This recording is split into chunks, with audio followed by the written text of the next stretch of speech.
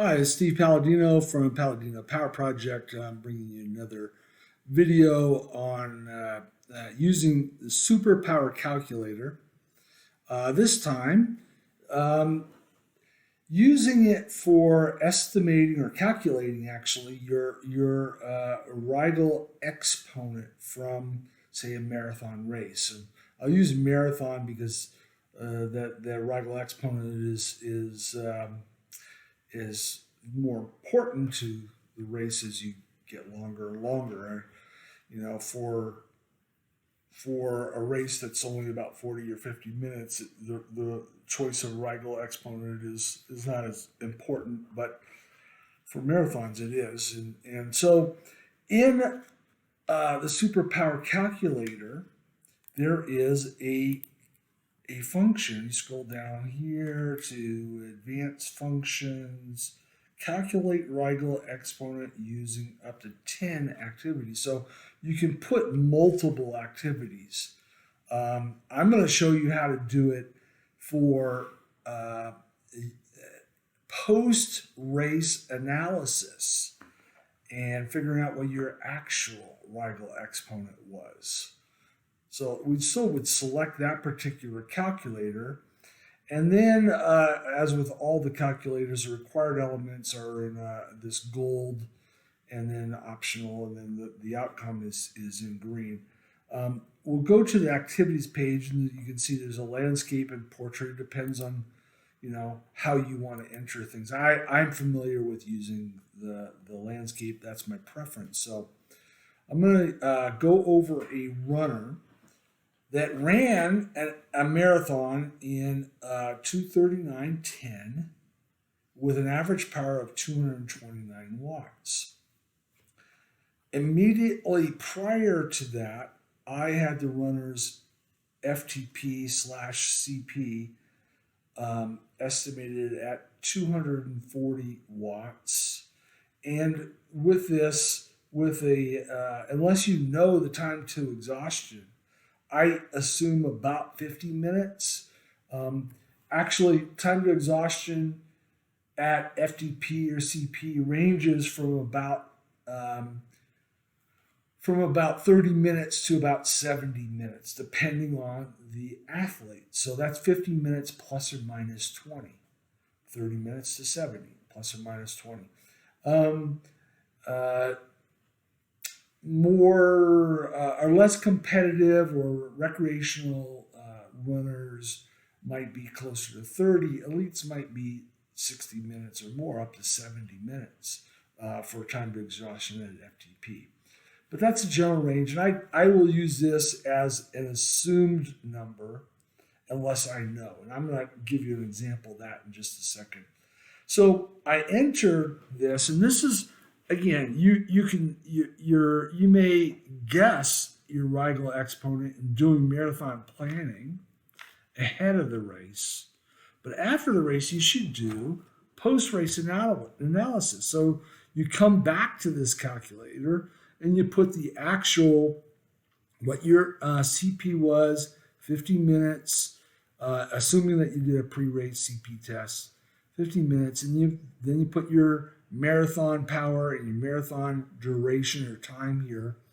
And then you come and figure out what the actual Riegel exponent. For this runner, it was minus 0.04. All right. We're going to come to that, back to that in a second. So you can do this. You can go after the race, you can go back and figure what your actual versus what your planned was. And that can be helpful as you are doing racing and training with Run Power and doing these race planning scenarios over and over. Particularly like if it's a marathon that you're doing marathons twice a year. Your Riegel exponent is going to be that knowing what you've done in the past allows you to get a good idea of what the next one will be. All right, you're not going to be that far off. It's not going to be like your last marathon was minus 0.09, and this next one is not going to be minus 0.07. Probably not going to be the case. It's going to be maybe minus 0.08 if you really improve your fatigue resistance, or if you're not as strong, or not as you miss some long runs and stuff, it might be minus 0.10 instead of minus 0.09 that you actually did the last time. So again, do this after your races and get to know what your personal Riegel exponent happens to be. All right, so I'm going to give you a couple of other examples. In this one, I use the marathon time, average time and average power, and I use my estimated FTP / critical power and assumed 50 minutes. This runner also did a 10K race about a month before, so we can do that too. Average power for that 10K was 241 watts, and the time was 34:49 was the time. So we're just from this power and duration to this power and duration, what is the exponent that fits that? And here it's even better. It's minus 0.034. So it's less than or more positive than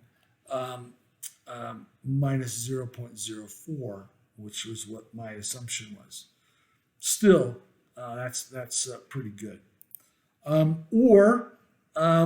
Let's say you use WKO. The WKO actually gives a time to exhaustion figure. You might want to use that. So here this athlete, I happen to have known it. The WKO modeled FTP was 241, and the time to exhaustion was 31:52, which I think is low.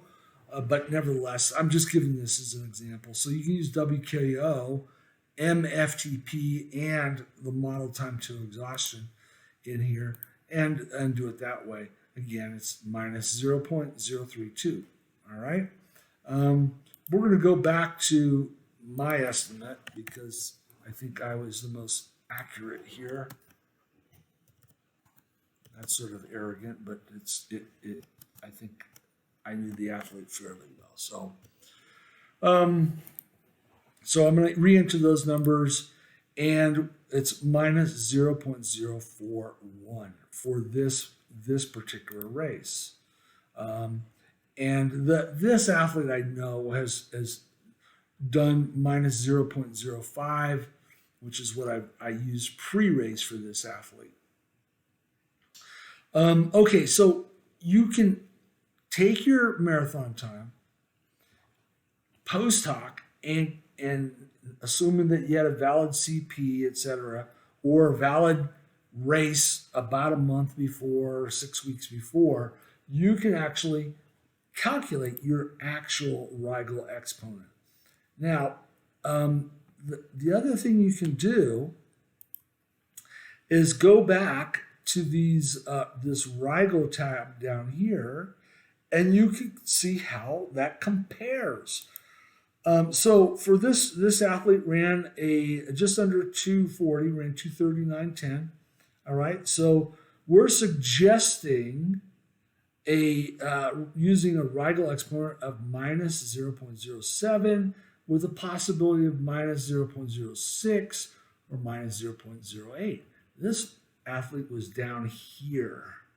So this athlete's fatigue resistance was exceptionally good relative to our typical projections. So you can go back, A, find your actual Riegel exponent, and then B, see how that ranks relative to or stratifies relative to our suggestions. So again, once you've done your race, you can glean more information. You can learn more information about that particularly with regard to your personal Riegel exponent for that race.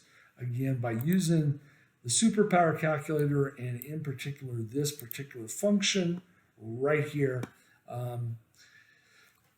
hopefully that will help you learn yourself as you go along. Thank you for watching. See you next time, and best wishes. Bye-bye.